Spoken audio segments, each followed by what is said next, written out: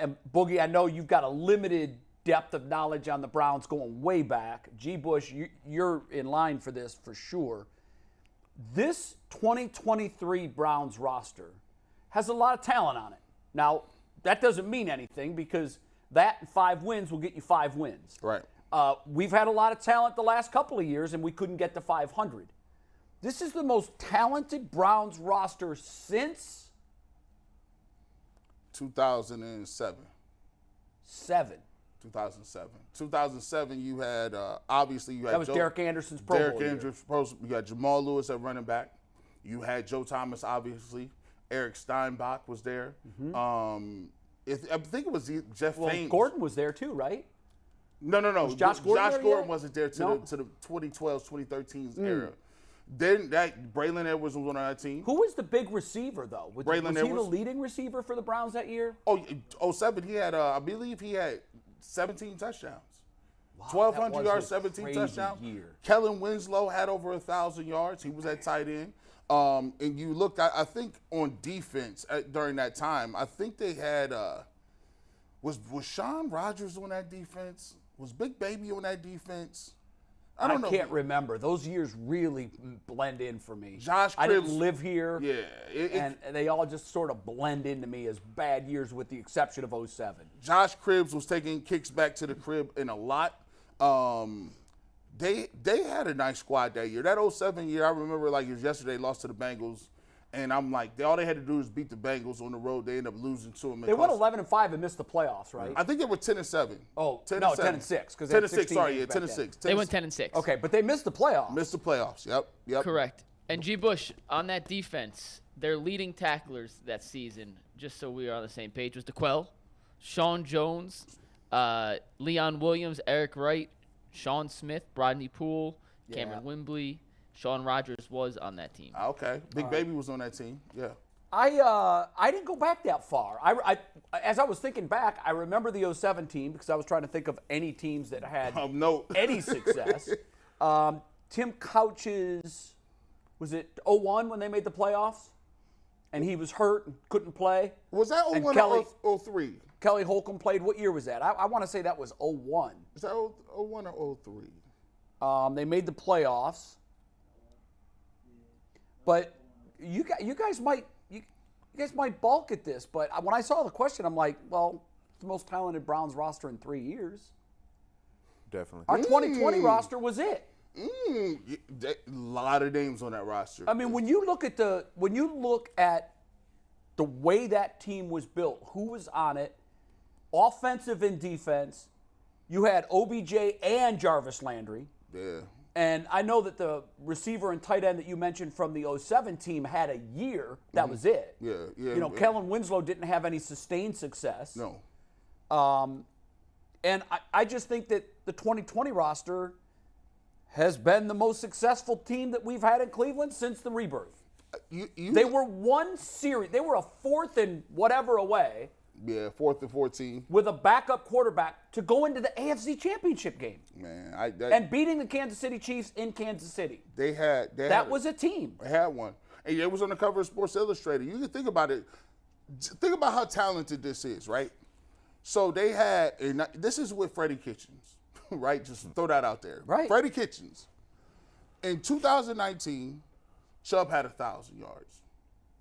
Odell Beckham Jr. had 1,000 yards. Jarvis Landry had 1,000 yards.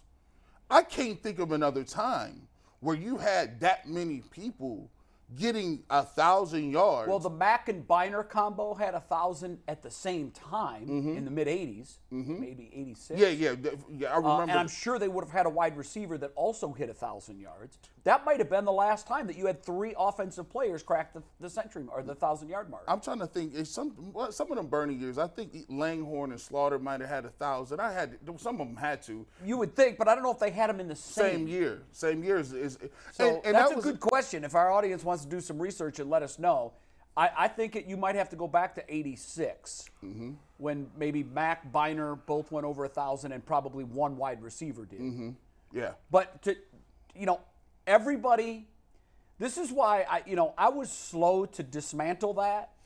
Yeah, right. Because I wasn't convinced that we'd gotten the most and all out of it. Yeah. Now, I know that they took a huge step back in 2021, and I understand that.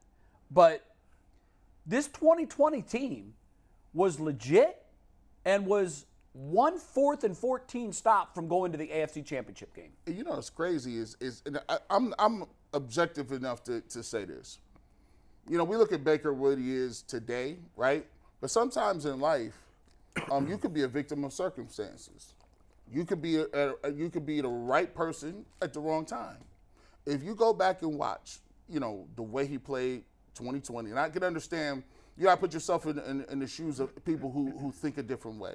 To them, they say, well, look, I saw what he could do 2020. I saw what the team was.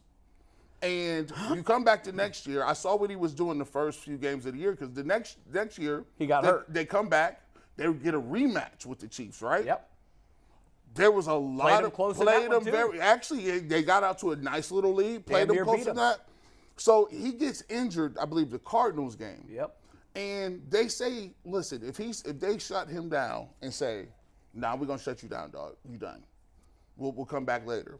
And then they get to a point where he gets to the next year healthy. Who knows? A lot of people say he's on a trajectory where we're ready to go. The thing that doomed him was the fact that he was playing injured and he didn't look good. And he didn't look good, and that wore on him. And it wore on how he interacted with the fans, the media, everything. There's a lot of pressure on him. It went sideways. It went sideways very quickly. But to your point, I give credit where credit is due. If you looked at that roster, I could see why a lot of people say that was where we were supposed to be going. And I'm not, by any means am I saying that it's 2020 because of Baker. No. You said sometimes you get a crazy circumstances where you know, I believe you said victim of certain, the right person at the wrong time. Well, now you could almost flip that and say it was the wrong person, quarterback, at the right time. Yeah, right. Because they had Nick Chubb, and they had the weapons, and the defense was playing. It was. The defense was playing then. So I just think that, you know, because the question was roster, and when you collect everybody and you look at all 53, now that doesn't mean that this 2023 team won't be more successful. Yes. I just need to see it from them. That's all. So if you think if they had Deshaun on that 2020 team, do you think that if we had 2020 Deshaun on that team, it could have been a Super Bowl team? Yeah. Okay, so then you are saying Baker was the wrong person at the right time then. I flipped it from what G. Bush said. If you were able to flip Baker for Deshaun in 2020 and then the Browns would have been able to get over the hump, then you're definitely saying that Baker was the wrong person at the right time. That's exactly what I'm saying. Gotcha. Like, now, that doesn't mean that, you know, some of their success was because of Baker Mayfield. Gotcha. If you go back and look, I'm still amazed at how quickly Cleveland bulk erased their memory of all good Baker. I'm amazed by that. Why is it that the media can control how fast, like, a fan base and things flip on a player? It's a great question. From 2020 to 2021, the narrative around Baker changed so quickly. And why is that? Why does the media have that much power? Because I don't know. I try to study these things. It works the same way. A lot of what sports is political in nature, right? Now when you say politics, people think everything. Oh goodness, he about to go to world peace and hunger. Yeah. No, politics happen like this. Kevin Stefanski is a coach, right? He won Coach of the Year. He just went to the playoffs, just beat the Steelers, right? He feels like in the back of his pocket, he has to get out of jail free card. Because at the end of the day, any GM and any coach we all believe has the right to draft their quarterback. Sure. Or get what quarterback they want. Especially a guy who's known for working with quarterbacks. They inherited Baker Mayfield. So it's the same way if you're the president, right? You come in, and I'm the new president of this new regime. I get a chance and opportunity to pick my cabinet. I can pick the judges. Heck, I could put up Supreme Court justices. Executive order is one of the strongest things. I'm going to do this because I said so. And so there are going to be changes. That's why they say elections have consequences. Well, in the NFL, losing has consequences. So when you lose, you start looking around at who's to blame, who is it? Now, casualties and casualties of regime changes happen to be. Now, when things get bad, you could go and say, Joe Woods, you're out of here. Mike Prefer, you out of here too. Now, it's getting down to the nitty gritty, and it's now the only two people you can really look at is the quarterback who's facing the franchise and the coach. Now, he's going to go politically and say, well, look, You saw what I did. I'm coaching there. You know I could coach. You know I could get us to playoffs. I just need the right to pick my own people. Baker is saying, well, look, I was injured. I'm telling you, you saw what I could do. It's hard to get a franchise quarterback. In this iteration of politics in the NFL, the coach won out over the player. Well, what's interesting, though, to your question, public sentiment changed on Baker. Yes. Yeah, that was really where I was trying to get. No, I even know. more so. Yeah, that's what I'm saying. Because all your points are performance. good ones, Yeah. and they're true. But there was a time that there narrative is just a flipped. case study on what the hell happened in this market in the span of 13 months. What happened where Baker, because not everybody was a Baker guy when he came into the fold. Not everybody was pro Baker. But they got real quiet when he took them to the playoffs and they beat Pittsburgh in the playoffs. And a lot of them were converts. A lot of them said, okay, this dude's the guy. We got factions. There's always factions. There's three groups. Somebody that's waiting on you to mess up, somebody that's waiting for you to get it done, and the people that's going to support you just because they're the Browns and you the quarterback, right? So a lot of people, I think and this is the truth. Y'all going to go back and look at this. The major factions was when the Browns got Odell Beckham Jr., you fell in two different spots. You was either Team Baker or you was Team Odell. You either was a person that said Odell Beckham should be getting the ball as much as possible, and I think he's an asset to the team. And then there was people that saying Baker Mayfield plays better when he could just be autonomous and throw the ball to whoever he wants. Now, those are two competing issues, right? And then you get in the point where the media now, guess what? You writing, you got to take a side. Which one you on? Is it Baker's fault or is it Odell's fault? And I think people don't understand how dynamic that was because it went to a thing. Like when Odell got injured and Baker, he threw how many touchdowns passes against Cincinnati? It was like, 4? It was 4 or 5. He had that comeback. After that happened, it was over because then it was sitting there and the media said, okay, well, it's Baker. Baker going to win this one out because look what he did and what he's able to do without OBJ. Now there's a faction of people being like, nah, we should be. So you had two people competing, two different groups, and I think what ended up happening is once Odell was gone, now the people that were supporting him to a certain extent was like, okay. They were anti-Baker. You got what you wanted. Yeah, now so let's see. I think you got it. I think you nailed it. So I got a call the day Odell Beckham Jr. signed with Cleveland, or that it was official that he was coming to Cleveland. The call was from a former coordinating producer of mine at ESPN, lifelong Giants fan, and really is as knowledgeable on the Giants as any fan that I've ever known is about their team. Not just the current, but the past too. And he called me and he's like, Jay, I'm sorry. And I'm like, sorry for what? I hadn't even put together that he was calling me about Odell. I thought, what happened? Why are you sorry? He's like, about the Odell Beckham thing. I'm like, hell, why are you sorry about that, man? I'm doing backflips. He's like, you are today. But as sure as you know me, and you've known me for 20 years, I'm going to tell you how this movie ends. He is going to come into that team. He is going to be filled with drama.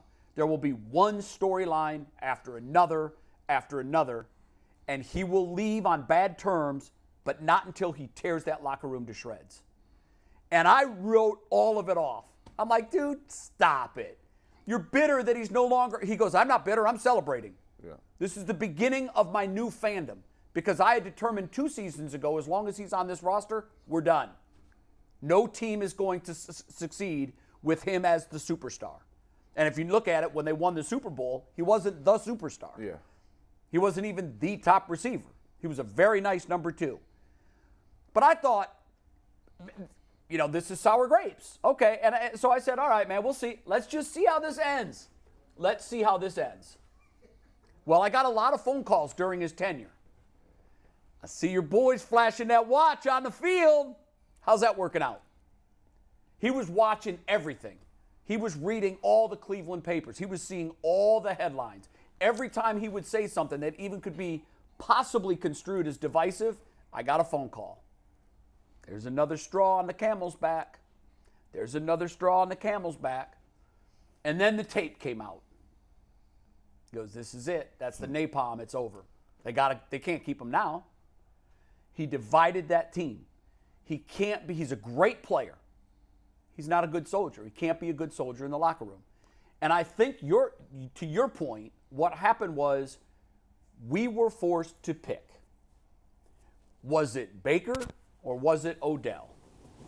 And I think because the team moved on from Odell, the fan base that was with Odell became loud and proud, Baker's got to go. I think the timeline. See, it's funny because one of the things that people have told me from inside the locker room was they love him. So when you got it, because I'm sitting there because I know him. I know him personally. You know, we work out together in LA. We got the same trainer and things like that. So that's not the guy I know. So who are you talking about, Odell or Baker? Odell. Okay. They love him. They just 10 people that sent him off to the. Like when they said they were releasing him, there were people visibly upset, right? Like players. Like so what happens is when you got a person of that stature, right, and that person is let go, it's human nature, right? There's also part of the timeline if you go back and look at it. Now, I mean, here's the thing. Right now we just getting historical stuff out. We're not talking about whether you thought Odell or we just put the timeline out here. So you already know, like, I'm like, okay, well, cool. I was an Odell guy.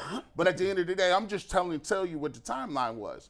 So after this happens and Baker plays well, right, the Baker people, they stepped up and said, look how well he's playing without Odell. Yeah, out of his shadow. Out of his shadow, right? And that took off. So the media was like, maybe you're right. Maybe you are right. He's playing. He's doing his thing. We can't hate on that right now, right?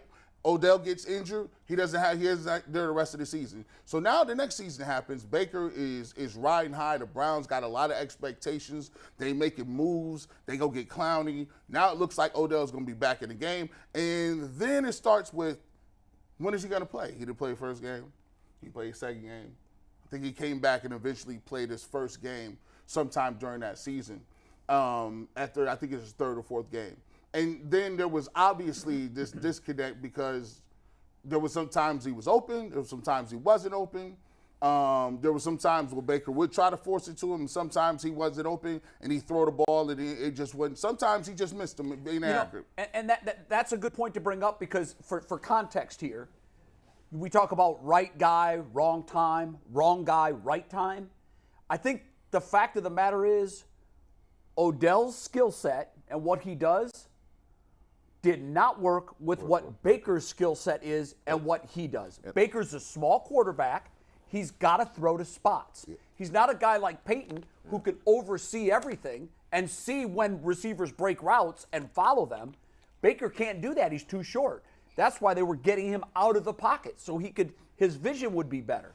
Well, the problem was Odell is Mr. Freelance. And that's fine if you got a quarterback that's bigger and likes to look for guys breaking off their routes. Baker wasn't not that guy. So I don't think it was ever a matter of, there's no question Odell's the better player. I don't think there was ever, even here, I don't think there was ever that debate. No. Odell was clearly the more accomplished and the better player. The problem was when you put the two of them together, they just didn't work. Because one style was counterproductive to the other. Odell was breaking routes and freelancing, and of course he was open. Yeah. But he wasn't where he was supposed to be, and Baker's a spot thrower. So because of that, Baker's not even looking at him. He's off his radar because Baker's looking for a spot, and he's not there. So he must not be open. And the crazy thing about it, Boogie, it all played out the way it was when you get down to, all right, what happened in the timeline? After they release him, he goes to L.A., and they win the Super Bowl. So guess what? It's the perfect storm. It was the perfect storm. He goes and wins the Super Bowl. And that gave validation to everybody that said Odell was it was just a system fit. He wasn't a good fit for a quarterback that doesn't look for receivers breaking off routes. Now, you know what would be a fun thing to know? How would he team up with Deshaun Watson? Or how will Mike Evans do with Baker Mayfield this year? Exactly. A guy that's had 1,000 yards every 9 year. seasons. So if Mike Evans, different quarterbacks. If Mike Evans doesn't have 1,000-yard season, well, now will you get what I'm saying? Will no, it then because become, here's why. How old's Mike Evans? He does it. He did it last year. But at some point, particularly with receivers, Right. and it's around 30, you're right. there's a huge drop in production. And It's not like it's a apples to apples case Got you. because, and last year he had Tom Brady, so you're going from the GOAT to a GOAT. Yeah. You know, so I don't know. It's going to be interesting to see. Look, we saw times last year where Baker Mayfield, who joined the Rams 48 hours earlier and didn't even know the playbook, and in a primetime game looked like he was Dan Marino. Yeah. And then the very next week, you're like, there he is again. Yeah. 2 picks, 200 yards passing. That isn't going to be it. I just always found it strange. Wide receiver is the most dependent position on the football field. Why they were always pitting the receiver versus the quarterback against each other. I never understood that. Why it was if it was Baker Mayfield playing with, that's his receiver. They're supposed to be playing together. One is not going to succeed it didn't happen without here. the other. Yeah, it didn't And happen. I never understood why it was either Team Baker or Team Odell. If you're a Browns fan or a Brown-friendly media, I think the media may have done that part of it. You need to push positivity and push them together. Was pitting but why divide them? Because you got to – so there's this thing, and I always believe – hey, McNuggets, you got to read real quick before I get into this? Yeah, I got a question for Boogie on expectations when a roster is super talented. So you go into your thing, then come back to me. I'll ask Boogie my question. So I think one thing in our town is because we have not traditionally had really big name players, because we've traditionally not been a destination for free agents, because traditionally we haven't had much success, we almost aren't used to big names. If you listen to anybody in Cleveland, when they talk about big names like Donovan Mitchell, talk about getting guys like OBJ, usually when they're there, they're not embraced as much as regular players that came up through our systems that we were homegrown, because there's this thing where you almost expect that person doesn't want to be here, or why would they want to be here? They're not one of us. And we kind of close the gates around our teams and say, we can't do it like that team. Big city teams, we got to do it this way. And to do it this way, you got to be hardworking, you got to be, intelligent, you got to be hard-nosed, you got to be, I like you to hand the ball back to the referee. Those are just traits of not only just here, but in the state of Ohio. Ohio is a very conservative place. Like it's not conservative in terms of politics, but conservative in terms of Bible Belt, really homegrown family values. Hell, even in terms of politics. It's a red. Well, that's not fair to the players. Well, it's not. I'm just keeping it down. If I was, that's not fair. But and we haven't touched on this yet. But also to ignore the elephant in the room and say that race wasn't a part of this either would be naive. Like race very much became a division. And I had somebody tell me, who's a longtime professional athlete, said once race enters your locker room, it's over. And I will tell you this. Yeah, that is kind of I have seen it happen on one other account. That is facts. Where race entered the locker room. And if it wasn't for the head coach who stepped in and navigated it like an absolute pro that he is, that situation did go sideways for a bit, but he controlled it. Here, it festered. Yeah. And it did divide the locker room. And gee, I think you know this too. It did. There was 1,000% a race faction inside that Browns locker room and in the fan base. Just the same way. And it's so funny because the chickens always come home to roost, right? The pendulum always swings, right? So the pendulum swung way this way, but now the pendulum is back going this way. Now you have Deshaun Watson. And some of the same different things that we're talking about happened with Baker Mayfield are in play for Deshaun Watson. Some people never going to like Baker Mayfield, no matter what he did. Some people ain't really going to like Deshaun Watson no matter how he moves, because he has another set of different things on that. So even when we watch this season in context of what we're seeing, how did you get here, what the thought process is, always remember there is 25% of the people that you always got to prove it to every year. And if the second you don't, they're going to let you know. They're waiting for you. They're waiting for you, dog. And so at all costs, they've got to keep any kind of race issue. And I don't think that that's going to be the case with Deshaun. I don't. I do think the baggage you talk about, the split that you talk about, was morality-based. Yeah, yes. There were people that wanted to look at Deshaun, and they tried, convicted him, and they've written him off forever. And then there's others that are saying, no, come on, give him a chance. And I hope that divide, as long as he plays well, this is the thing. Remember, winning takes care of all that everything. stuff. I was going to say, if he wins the Super Bowl. Yeah, when the Browns went to the playoffs, they had Odell and they had Baker, and there was no division. Why? They were winning. But as soon as things start to pile losses, then all of a sudden those warts become mountains, and you can't overcome it. Everybody, I had the same feeling as you when them beer coolers opened against the Jets. Remember when? We're back. When Baker, I was there that night. I remember walking out saying, "This is the first time I've been proud to be a Browns fan in 20 years." By the way, it's palpable. I just got chills just thinking about it. Think about that. Were you there? Did you go? No, I was at the house. The walk out of that stadium was unlike just about anything else that I've ever experienced as a fan. It was, midnight. There were 60,000 people that were high on life. Philly special. It was unbelievable, the feeling. And, it was crazy. It was like, oh my God, we finally won. It was crazy. The monkey is off the back. Baker had been put in over Jacoby. Jacoby. It was Tyrod Taylor gets hurt. Tyrod Taylor was starting. Tyrod Taylor, this was his team. And then all of a sudden, Baker comes in because I think he got injured, a concussion. Mm-hmm. And once Tyrod went out, Baker comes in and boom, boom, boom, boom, boom, touchdown before half. And then the second half, it's much of the same. The defense kicks it in. And all of a sudden, everybody was like, this is the dude. This was the number one draft pick that we thought we drafted. We finally got the win. There was a thing here for Bud Light. They had coolers that were locked up, and they weren't going to open them until they finally won a game. And, how long had it been? 31 games. Wow. Yeah. 30. I mean, we had an 0-16 and a 1-15 back-to-back.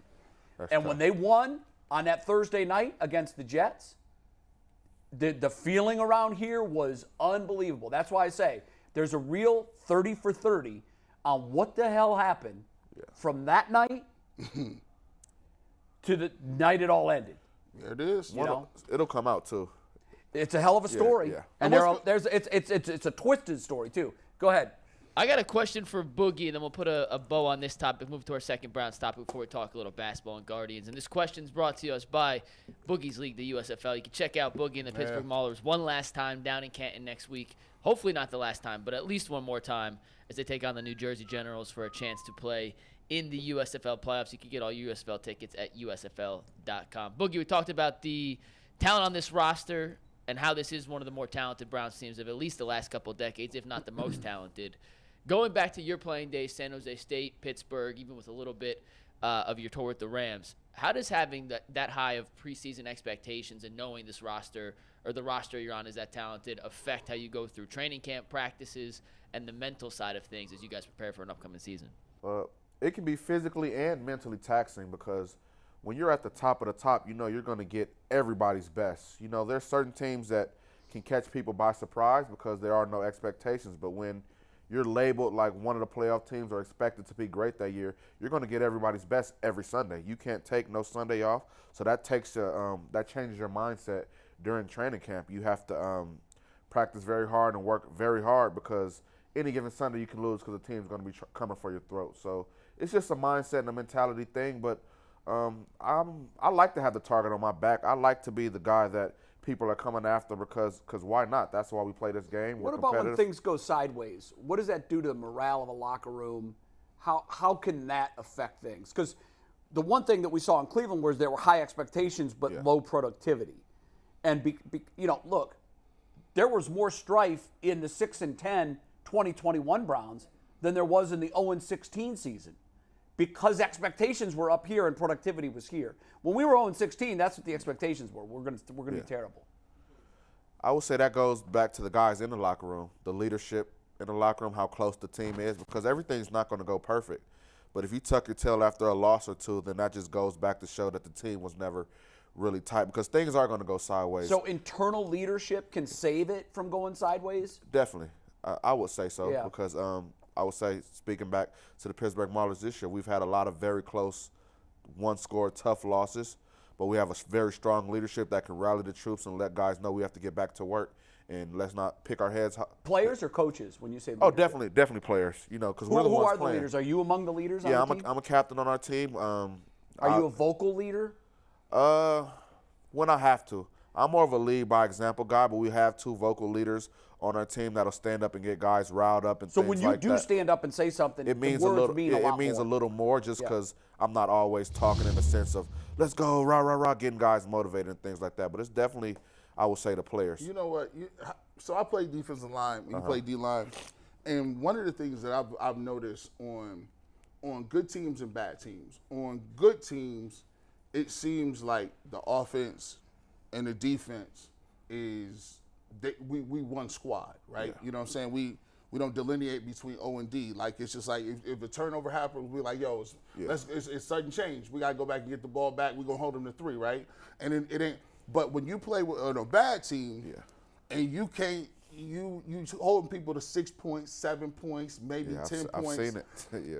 And the quarterback can't hit the broadside of a barn. He done threw 3 picks. Y'all got 3 turnovers, but he gave them right back to him. You lose a game where you only get 3 field goals. How do you stop it from splitting? Because the first thing that happens is you have that meeting and they be like, hey, we got to do it ourselves, defense. We got to start scoring. We got to pitch a shutout. We pitch a shutout. Yeah. Let me tell you that it's crazy because that's kind of how our season. That's kind of how the Pittsburgh Maulers season is this year. You know, it's a very fine line before it comes divisive in the locker room. Yeah. And I'll go back to the leadership on the team, the relationships you have with the team. We're a very tight-knit group. Our offense has struggled a lot this year, but it's the defense job to, you know, hold down the fort so they get going. And we love those guys. We know they're working hard. It's not because they're not trying. Right. Things are just not clicking. So just depending on the relationship, I'll never go disrespect my quarterback because outside of this, that's my boy. You get what I'm saying? And I know how much it means to him and to the team. So it just depends how tight your team is and that personal relationship a D tackle would have with a running back or a corner has with a receiver that they know they'll get it going. When I worked in Tampa, there was 2 teams on the Buccaneers. Yeah. There was the defense, which had 4 Hall of Famers. Yeah. Warren Sapp, Derek Brooks, John Lynch, Rondé Barber. At every, I still don't understand. And I didn't mention Simeon Rice. That's at every level. That's at every level. You got him in the front, you got him in the middle, you got him in the back. That's my favorite team. Warren Sapp is my favorite player growing up. I remember you told me that. I got into watching football. So I'll tell you, one of the things that happened when Tony was there was there was a real divide. The defense was leading the way. They would win games 9-3. Yeah. They would, you know, when they lost, it was 12-7. Right. And there were times when you would hear guys on the defense yell out loud for everybody to hear, offense has to pick it up. Offense has to do their job. And there was a divide. Yeah. And what happened was eventually management felt like Tony wasn't going to be able to get that team over the hump. He was fired. John Gruden came in. John Gruden had offense. Yeah. John and the defense. Monty Kiffin stayed as the coordinator, and the defense was pretty much an autopilot. It was Tony Dungy's defense, the cover 2, and the pieces were all there. Gruden came in, infused life into that offense. Keyshawn Johnson suddenly became a big player in that system, and they won a Super Bowl. They finally won a Super Bowl, but that crew should have won 3 or 4. I was so happy for Tony. Yeah. I was so happy. I was too. I wish it would have been Tony's Super Bowl. Now the next year, he won one in Indy, and that made me probably. I was the biggest Tony Dungy fan on the planet. To this day, I will say nothing wrong with Tony Dungy's coaching style. He is absolutely one of the best I've ever seen. But one of the things he couldn't control on that team was the real divide between the offense and defense, and it did split them. You said two things to that point. You know, I'd be lying if I sat here, you know, on the sideline, you don't the emotions of the game, you don't get frustrated. Especially in the heat of it. In the heat of it, anybody would. You know, you yell things like offense, pick it up. Yep. And you get frustrated and things like that. There's a line you don't cross to say certain things. I don't know exactly what you heard, if you heard more personal things like that. Never got personal. It was always for the group itself. Yeah, that happens. I feel like in any sports that happens because it's hard to one person out. If you point one person out, then you're going to have an issue because they're going to be like, come on, bro, you put me aside on that. We trying to win right now. Absolutely. And then the second thing, a team's going to take the morale of their head coach. So if the head coach is being divisive, because I've seen a head coach who could be in team meetings and he can put one side of the ball on a pedestal as opposed to the other side. Then it enables the players to do that. Then it enables the players to do it because the player's not going to do something. For the record, Tony was not that way, that a coach won't allow. Right. But not speaking on Tony Dungy saying he did that, but I've seen other coaches. Well, if you played like the defense or if you played like the offense, then we would be such and such, as opposed to we all need to do better. Yeah, so, it's got to be an us. Yeah. If it's a us and them, we and you, it's never going to work. Absolutely. And when they finally got it together, Gruden came in. Now, his attitude and his style burned fast and hot, and it didn't last long. Yeah. But he was the rah-rah infusion of energy, offensive spark that they needed to finally get that Super Bowl. He was the right coach at the right time. That's exactly right.